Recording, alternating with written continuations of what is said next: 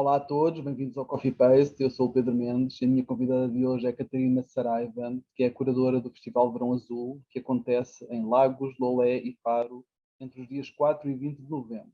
Olá, Catarina, e muito obrigado por estás aqui a falar comigo estes minutos. Olá, Pedro, um prazer sempre falar contigo. O prazer é meu. Então, a primeira pergunta, já que é a 10ª edição do festival, pergunto-te que balanço é que se consegue fazer deste número redondo, destas 10 edições? Ok, essa é uma pergunta difícil para mim, porque na realidade eu estou a colaborar com o Verão Azul há 4 anos. Sim. E aquilo que eu te posso dizer é de tudo aquilo que eu tenho visto antes de iniciar esta minha colaboração, é que este festival faz mesmo uma importância dentro daquilo que é o Algarve, porque é um festival que sempre apostou por linguagens muito experimentais, que foi crescendo, porque se evidenciou a sua importância neste território. Foi experimentando vários territórios, não só Lagos, que é o seu início, não é? E que continua muito resistentemente a estar em Lagos, apesar de, pronto, dos apoios locais não serem assim tão grandes, e que ao longo dos tempos têm feito uma abordagem extremamente interessante àquilo que são, na minha perspectiva, esta ideia nada paternalista de que muitas pessoas dizem: se sais das grandes cidades não tens público para as coisas mais experimentais. Acho que o Verão Azul provou que sim, que existe esse público e que não se tem que ser paternalista dizendo que as pessoas não entendem outras linguagens, porque claro que sim. O que eu posso dizer desde a minha entrada, que foi a partir de 2000, pronto, acompanhei a edição de 2017, nessa altura tomou-se a decisão, a Ana e o João, a Ana Borralho e o João Galante, que são os diretores artísticos, queriam muito tornar o festival bienal, e eu adoro ciclos bienais, e então achei, aquilo que se fez foi só intensificar um bocadinho mais aquelas relações que já existiam e aquelas intenções que já existiam de criar laços mais profundos com os territórios. Nestes territórios entrou Lolé e Faro, para além de Lagos, e acho que a intenção é continuar sempre. Este também é o meu último ano enquanto curadora do festival. É um ciclo que se fecha, super bonito também, mas o balanço que eu faço, assim, desde uma perspectiva muito pessoal, é que foi muito bonito trabalhar nestes territórios, assim, olhando para aquilo que é todo o esforço de fazer este festival. Acho que existe ainda pouco reconhecimento institucional, e que seria bom que as entidades que podem definir políticas culturais locais tenham em atenção os esforços de nós independentes também em trabalhar estes territórios. Portanto, o meu balanço é positivo e tem esta coisinha ainda, tipo, acho que merecíamos mais. Ok, e aí é legítimo que assim seja. Olha, queria te perguntar como é que o festival enfrentou a pandemia? Que é uma pergunta inevitável. Olha, assim, uma das coisas boas de ser bienal é precisamente essa. Foi de causa, não é? Exatamente. Portanto, mas foi uma questão que a pensámos também com cuidado, porque obviamente o ano passado, como o festival tem ciclos bienais, com uma intenção muito clara de apoiar artistas e a criação nacional e internacional, sempre que seja possível. E um dos desafios que fazemos nesse apoio à criação é de chamar artistas a virem ao Algarve e fazerem as suas residências no Algarve com uma intenção clara de ligações ao território. Antes da pandemia já tínhamos isto previsto. Claro que a pandemia fez com que tivéssemos que ter muito mais cuidado, porque obviamente que a forma de estar em cada espaço, os cuidados a ter nos processos criativos tiveram que ser levados muito a sério. Nós tínhamos criámos o ano passado pela primeira vez uma formação mais continuada, em que desafiámos também os artistas em residência a fazer no meio da sua residência, dedicar um fim de semana a uma oficina de trocas de práticas artísticas com a comunidade local, de profissionais locais, e obviamente que esse lado foi feito com muito cuidado também, não é? Algumas das criações também, a maior parte, na realidade, só Miguel Bonneville que não teve uma relação tão estreita com as distintas comunidades que existem, todas elas, para além do Miguel, estabelecer uma relação sempre com o território, com pessoas. E claro que tudo isso foi pensado com muito cuidado, e o facto de termos estado num período de residências, portanto mais tranquilo, também permitiu que tudo fosse mais tranquilo. Se tivéssemos tido o festival o ano passado, seria muito difícil. Felizmente, estes ciclos bienais também permitem pensar, não é? A repercussão mais direta que teve no festival é que realmente, obviamente que pensámos, não podemos fazer um festival tão grande porque os financiamentos possíveis ao festival diminuíram bastante por causa da pandemia, mas também por outro lado trouxe uma coisa positiva, que é este festival, apostamos naquilo que é a criação. Então, se o festival já tinha esta intenção de tudo o que era residências ser apresentado depois no festival, este ano praticamente, digamos que 90% da programação são novas criações. Há duas para além das histórias magnéticas, mas mesmo uma das histórias magnéticas é uma peça que nós tínhamos apostado em coproduzir antes de a conhecer, que é Não Se Deixem Enganar, que é a última peça do Sérgio Pelágio. E depois as únicas peças que não são criação ou risco, digamos, que já conhecíamos, é Válvula, do António Jorge Gonçalves e do Flávio Amaral, e Questo è il Piano, que é um pequeno filme da Luciana Fina. Tudo o resto é novidade. É novidade e aposta precisamente na criação, e nesse sentido é super positivo. Podemos pensar, ok, é mais intimista, apesar de ainda haver muitas coisas, mas é também uma forma de podermos apoiar alguns dos artistas, não é? Que passaram por este problema da pandemia também. Sentes que é preciso desacelerar? Ui, sim! Esse é o meu lema. Pois, a pergunta surgiu-me ao ler a tua nota de intenções para a edição deste ano, que talvez tivesse subjacente essa ideia de desaceleração. Sim, sim, e precisamente também é engraçado, não é? Porque depois, fazendo um apanhado daquilo que é a programação, ainda são muitas propostas que se fazem entre criações, workshops, conversas, oficinas, masterclass, tem muita coisa a acontecer no festival, mas na realidade esta vontade, eu acho que é brutalmente necessário a todos os níveis. Estamos a produzir demais, estamos a ficar demasiado cansados, estamos a gastar demasiados recursos, e então acho que é importante não termos esta constante necessidade de estar a produzir, mas antes também de refletir o que é a criação, porque que fazemos arte. Eu não faço arte, mas trabalho com arte, não é? E acho que é super importante nós termos esta atenção neste momento de que estamos a fazer demasiado, não é preciso. Não é preciso. E o Festival Verão Azul também é um exemplo de como as coisas podem acontecer fora dos grandes centros urbanos, e, portanto, esta necessidade de toda a gente se apresentar em Lisboa ou Porto, se calhar tem que mudar, e tem que mudar para se pensar que há um território muito vasto para conhecer e que está sedento também de novas propostas.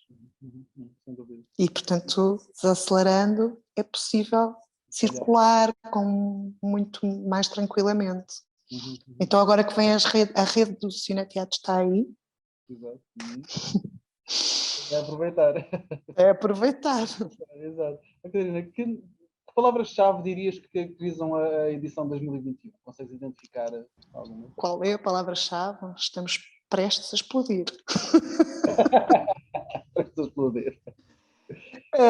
Tem lógica também, não é? Porque o Verão Azul tem sempre esta frase, ou subfrase, não é? Festival Verão Azul. E este ano, precisamente por esta questão de estarmos. Está a acontecer tanta coisa, está a acontecer, não é? A pandemia pôs-nos num estado de letargia, eventual letargia. De repente abre-se, desconfina-se o mundo e é tudo a acontecer ao mesmo tempo. E este tudo a acontecer ao mesmo tempo não é positivo, não é? Então temos que terem atenção ao tempo e ao nosso próprio organismo, à nossa própria ecologia, não é? O nosso corpo também é uma máquina que não aguenta tudo. Então é muito importante pensarmos que, atenção, que pode acontecer alguma coisa, mas por outro lado, não é? Uma moeda tem sempre as duas faces, há o outro lado da explosão que também é importante e é tipo de poder tirar para fora tudo aquilo que durante tanto tempo tivemos dentro de nós, não é? Estamos na fase em que começamos a dar abraços com vontade, não é? Começamos a beijar as pessoas na cara, então isso também é uma explosão super positiva e que é super necessária, portanto também aqui, portanto, estes dois lados da explosão, não é?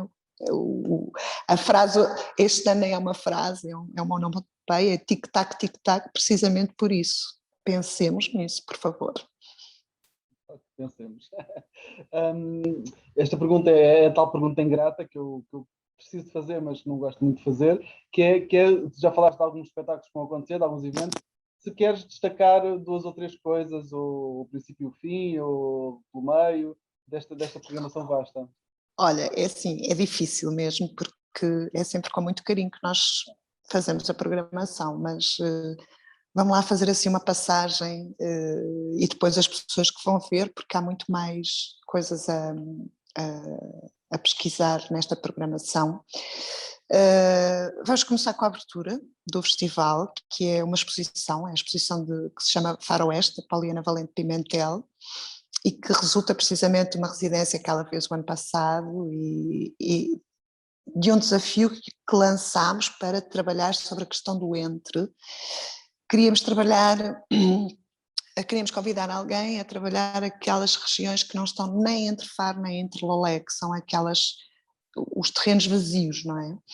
E pareceu-nos que seria interessante trabalhar as comunidades ciganas, que são aquelas comunidades que são rejeitadas, e a Poliana Valente Pimentel era a pessoa certa, porque ela já tinha feito esse levantamento, precisamente de comunidades ciganas no Algarve, que aceitou automaticamente e foi o ano passado uma semana super intensa para a Poliana, a viver o cotidiano de duas comunidades entre Faro e Lolé, três até acho, mas duas essencialmente, e que vai ser a abertura do festival também numa declaração muito clara de que temos que terem atenção que nem tudo é como nós definimos que tem que ser, não é?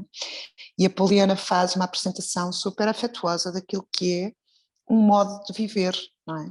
Que não é o hegemónico, aquilo que a nossa sociedade diz, e que ao mesmo tempo também abre um novo espaço em Faro, que são as antigas carpintarias do Museu Municipal de Faro, e que desde já convidamos toda a gente a vir. A inauguração é no dia 4, às 18h30, e esta exposição ficará até ao final de dezembro. Depois vamos até Lagos. Lagos, que é a primeira semana, há uma peça que eu acho extremamente pertinente neste momento, que é a Válvula, do António Jorge Gonçalves e do Flávio Amaral, que é uma performance, é uma lecture, é uma conferência, é um concerto que fala, que através do grafite, desde a Idade Média até aos nossos tempos, fala da liberdade de expressão, mas também das desigualdades, das oportunidades que existem ou não existem. É uma peça que foi pensada para um público jovem, mas é uma peça que deve ser vista pelo público adulto e, portanto, convidamos as famílias a virem juntas ver. Para além de tudo, quer dizer, o Sérgio Pelágio, por exemplo, é o nosso artista fetiche este festival, porque vai estar com as suas histórias magnéticas nas 3 cidades, a fazer as histórias magnéticas para crianças, e uma delas é uma história mais recente, que também tem esse teor político, que é Não se deixe enganar, que é uma homenagem que o Sérgio faz a todos os pais que viveram durante a ditadura e que lutaram pela liberdade, não é? E que fará um concerto em Lagos também, para os mais adultos. Ok, agora em Lolé, assim, Lolé há muita coisa a destacar, mas pronto, eu vou dizer assim, aquela que é uma peça mais intimista e poética, que é a Biblioteca do Fim do Mundo, do Alex Casal e seus convidados, que vai ser feita na Biblioteca Municipal de Lolé e que nos propõe este pensamento. Hoje é o último dia do mundo e o que nos resta é falar de filmes e livros, porque não há mais nada a fazer. Então é uma peça que se deambula por aquilo que são as nossas expressões íntimas através daquilo que é a arte. E, portanto, vai estar vários dias, porque tem uma lotação limitada, precisamente para criar esta intimidade. E passemos a Faro para dar o destaque final do festival, que é também mais um desafio lançado pelo festival ao Coletivo ZA, que é um coletivo de música catalão e que já tem passado por várias edições do festival, a quem lançámos este desafio de fazer uma criação com pessoas locais, porque é uma também das suas vertentes e que eles gostam de fazer.